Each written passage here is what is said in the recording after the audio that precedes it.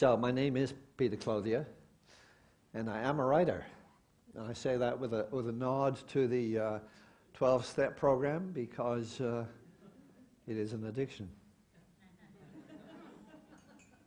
And I've been sitting there thinking about what Karen had to say in our little round table thing about how if she were in that, headed into the Hudson, she would go back, as I understood it, to that time when she really had a creative urge as a very young person, and somehow regretted not having followed that, or would love to have followed that path.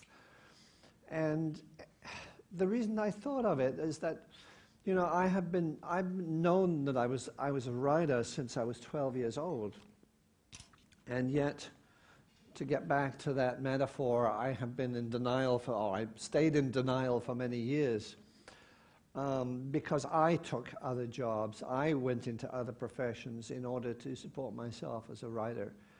And for years, for too many years in my judgment, I wrote on the side. I wrote when I had time. And if there is a regret in my life, and I really don't have anything to regret because I've had an extraordinary life, if there were anything, it would be that I did not have that courage at 20 years old, 21, 22 years old, that I would have needed to have gone ahead and been a writer. And it wasn't until I was over 50, in fact, that I finally managed to quit academia, cold turkey, and become a recovering academic. But I have spent a lot of time over the years thinking about what it means to be a writer and how to be a writer. In that predicament that I think so many creative people share, in a sense, knowing who they are as creative people, as artists, as musicians, as dancers, as writers, poets.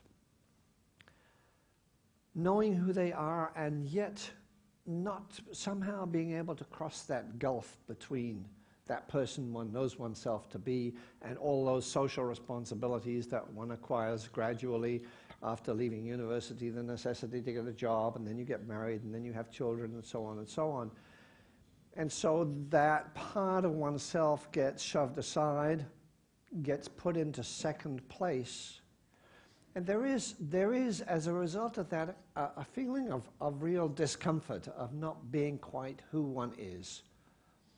And I experienced that for many years, and was fortunate enough in the mid-1980s, after years of teaching and administration, art school administration,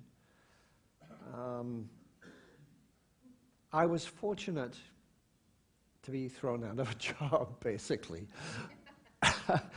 In fact, all the way along, I was getting these wonderful clues and cues from the institutions where I was working, because consistently they threw me out of the job. Very, very nicely. I kept climbing the ladder and getting better and better at what I did. But always there was some way of kind of easing me out. And I should have recognized the first time that happened that I wasn't supposed to be doing that. I was supposed to be doing my writing. So I'd like to start out by reading you a poem. And if I could invite you to, don't tell me I don't have the poem I was going to read.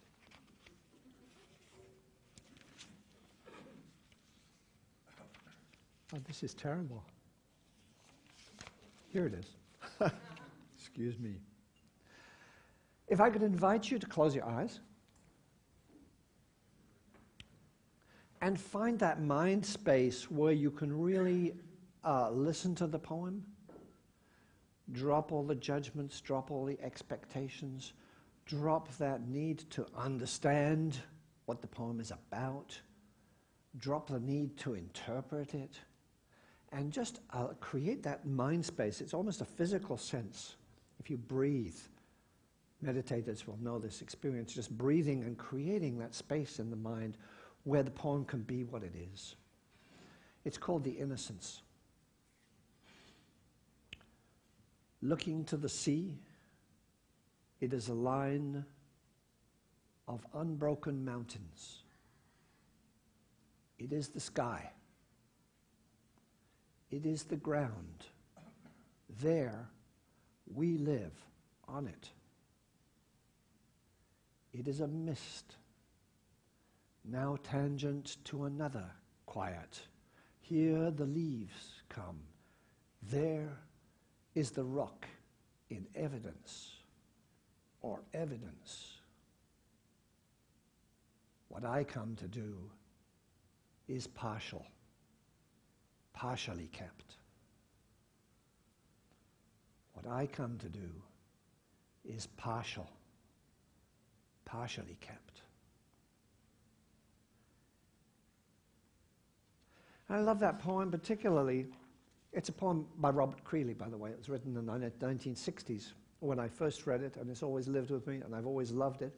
I love the permission that it gives me to be partial, not to feel that I have to say everything, not to feel that I have to be complete all the time.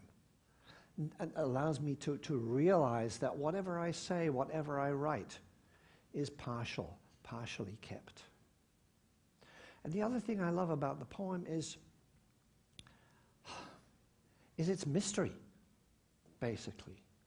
I mean, who can understand a poem like this? You can see the images, you can hear the sound, you can hear the music of the words, but understand it not in this sense. I mean, how can you explain, really, that repetition of that line? There is the rock in evidence, or evidence. I mean, in rational speech, the repetition of evidence makes absolutely no sense. And yet, in the poem, there it is. It's absolutely right. We don't question it. We just say, yes, there is the rock in evidence, or evidence. So it's that kind of mystery. And it's that really, what I love about poetry, essentially, is its mystery. What I love about painting is that part that I don't understand. That always remains a mystery to me.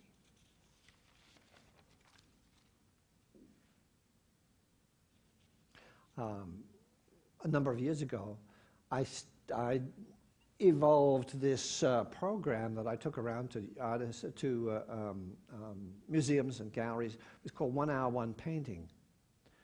And in that, I did a similar thing. I asked small groups of people to sit with me in front of a single painting for a full hour. Because usually, I don't know about your experience, but I walk through museums and I take a 10-second glance at the painting and move on to the next one. Or perhaps I look at the label and find out the title of the painting and the name of the painter and when it was done and who gave it to the museum, that kind of thing. I spend more time with the label frequently than with the painting itself. So I think it's important to create that mind space where we can see what is there in front of us. And the whole point of 1 Hour, 1 Painting was to have people actually look at what's there. I didn't talk about history, I didn't talk about the artist, I didn't talk about, the context of nothing. I simply walked people through the painting and helped them to see it for what it is.